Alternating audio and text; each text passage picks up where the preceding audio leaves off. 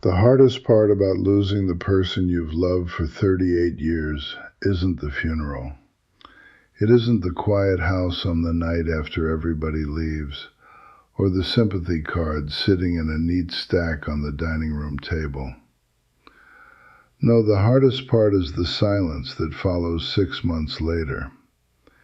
It's that heavy, suffocating quiet that settles into the corners of your kitchen at 6 in the morning when you realize you're making coffee for one.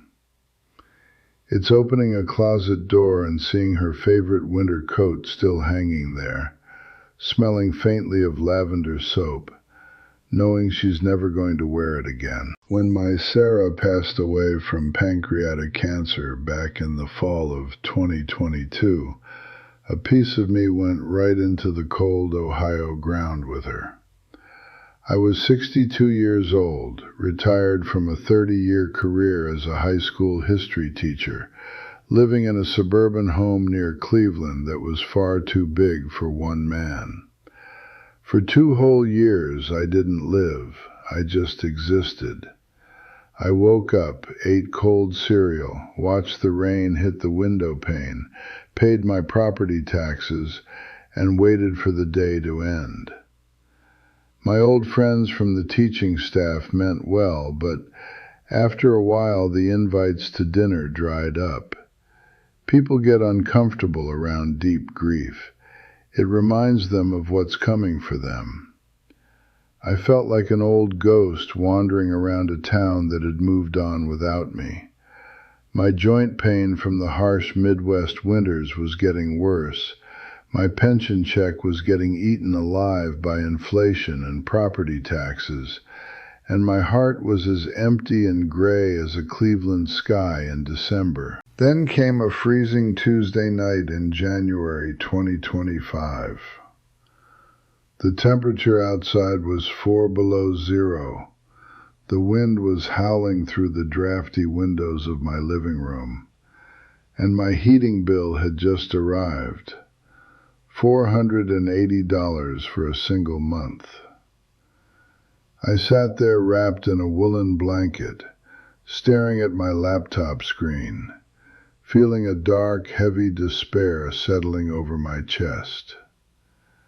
I opened up a video browser and started searching for places where the sun was warm and the cost of living didn't starve a retiree on a fixed income.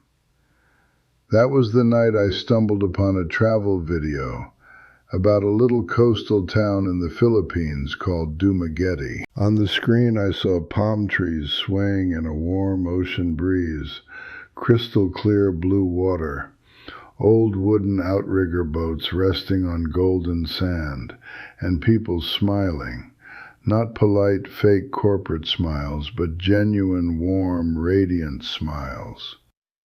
I read that a comfortable house could be rented for $300 a month, that a dinner of fresh ocean fish and vegetables cost less than $5, and that the local people spoke wonderful English and welcomed retirees with open arms.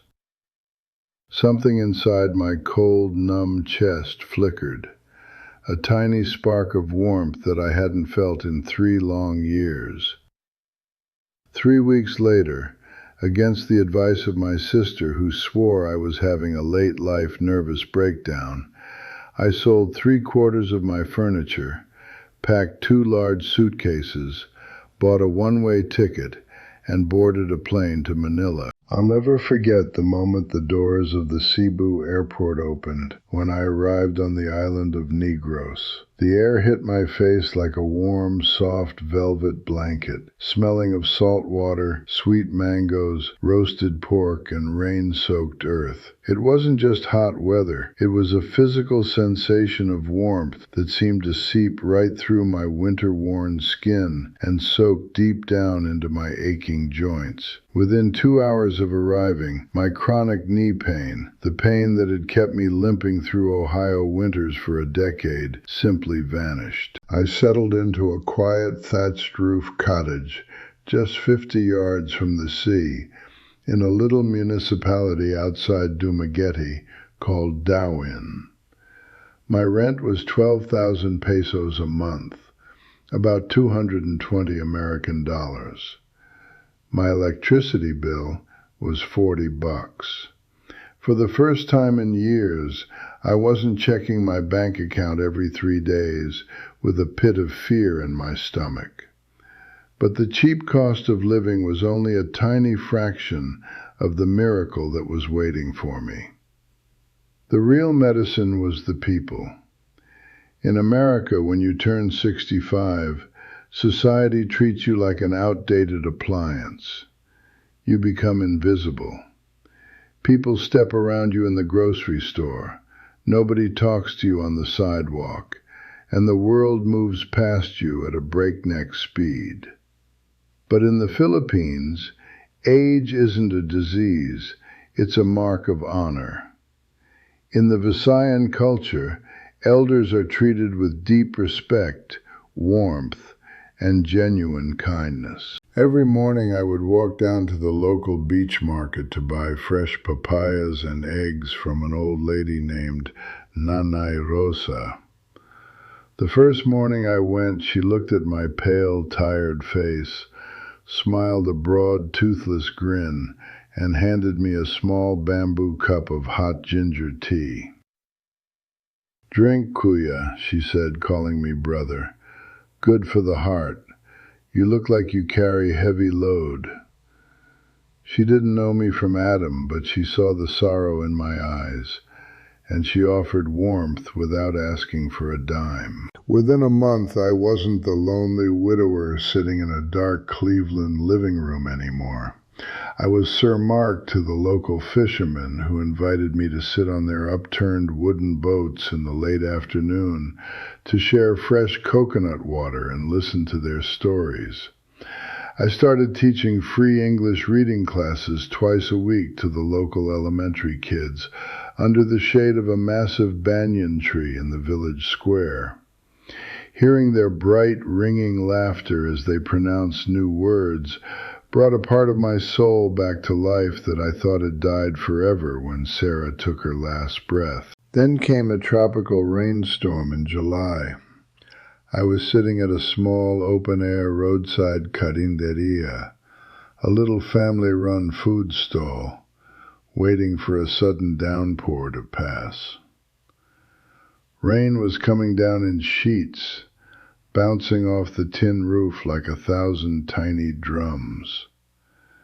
Sitting 2 tables over was a woman named Elena. She was 54 years old, a widowed schoolteacher from the neighboring province who had raised 2 grown children on her own after her husband died in a fishing accident 10 years prior. She was wearing a simple yellow dress, her dark hair pulled back neatly, and she was reading an old paperback novel in the dim light. When a sudden gust of wind blew a spray of rainwater onto her table, I stood up and pulled my plastic umbrella over to shield her books. She looked up, her dark, kind eyes meeting mine, and she gave me a smile so sweet, so full of quiet dignity and gentle understanding, that my heart skipped a beat for the first time in nearly 4 years. We started talking. We talked about teaching, about losing a spouse, about the deep, quiet ache of an empty house, and about how hard it is to start over when the world tells you your best years are behind you. She didn't want anything from me. She didn't care about my American passport or my modest pension. She was a woman who had known hard work, deep loss, and spiritual resilience, and she saw a fellow traveler who was trying to heal. Over the next year, Elena and I became inseparable. We walked along the black sand beaches at sunset, watching the local fishermen haul in their nets. She taught me how to cook authentic chicken adobo with coconut vinegar and garlic. I taught her how to bake American-style apple pie using local green apples. We laughed, real deep belly laughter that washed away the stale, lingering ash of my grief.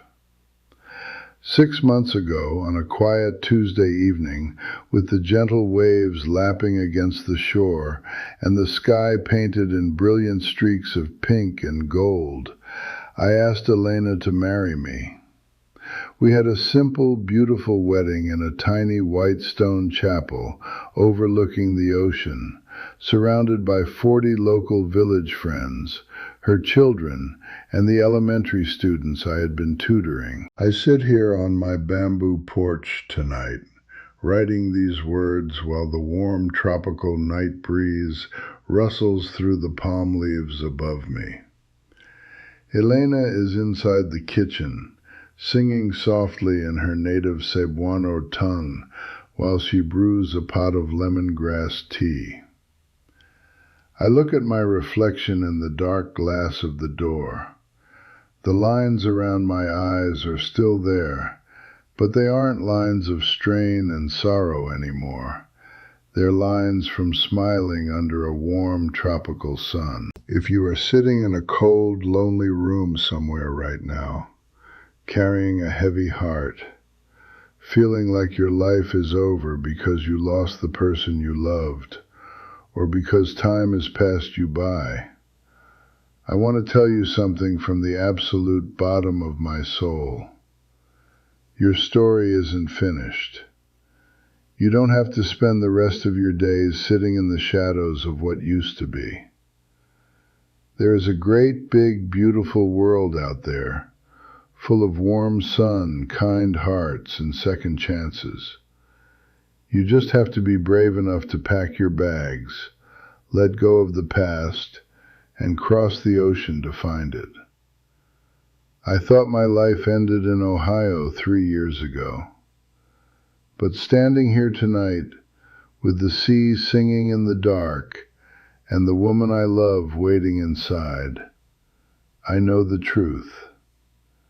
My life didn't end. It was just waiting for a new beginning in the Philippines.